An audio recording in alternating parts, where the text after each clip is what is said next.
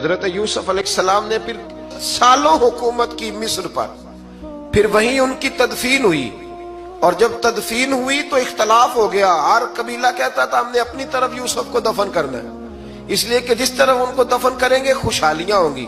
پھر فیصلہ ہوا کہ سنگ مرمر کے تابوت میں رکھ کے حضرت یوسف کو دفن کیا جائے، اور دفن کرنے کے بعد ایسی جگہ پہ دفن کیا جائے جہاں سے پانی چھو کے گزرتا ہے۔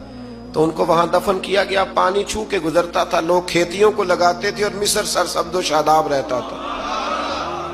اور پھر حدیث پاک میں موجود ہے، مولا علی شیر خدا رضی اللہ تعالی عنہ فرماتے ہیں کہ نبی کریم علیہ السلام کی بارگاہ میں ایک اعرابی آیا، حضور نے فرمایا کچھ مانگ لو اس دیہاتی سے۔ حضور نے فرمایا ہے آج وہ مائل باتا، اور بھی کچھ مانگ لے۔ تو وہ کہنے لگا حضور آپ مجھے سواری کے لیے اونٹ دے دیں۔ حضرت علی کہتے ہیں میں نے کہا ہے افسوس، مانگا بھی تو کیا مانگا۔ حضور نے فرمایا چل کچھ اور مانگ لے۔ کہنے لگا چلے آنے جانے کے لیے کرایہ بھی دے دے، زادرہ بھی دے دے، کھانے کیا مانگا۔ تو حضور علیہ السلام نے اسے دے دیا۔ تو محبوب فرمانے لگے تجھ سے تو موسیٰ علیہ السلام کے دور کی وہ بوڑھی اچھی تھی۔ کہا وہ بوڑھی کون سی بوڑھی؟